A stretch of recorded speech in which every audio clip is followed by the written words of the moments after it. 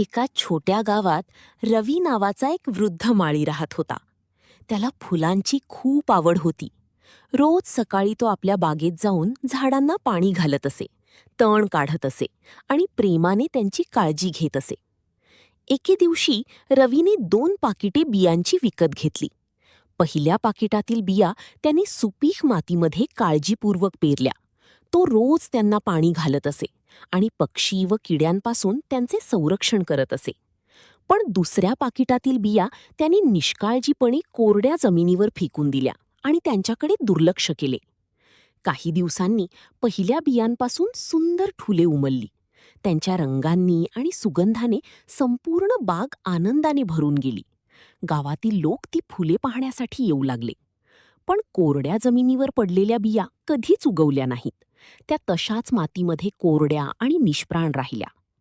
रवीचा नातू आश्चर्याने विचारू लागला, आजोबा, फक्त त्या बियात सुंदर फुलांमध्ये कशा वाढल्या?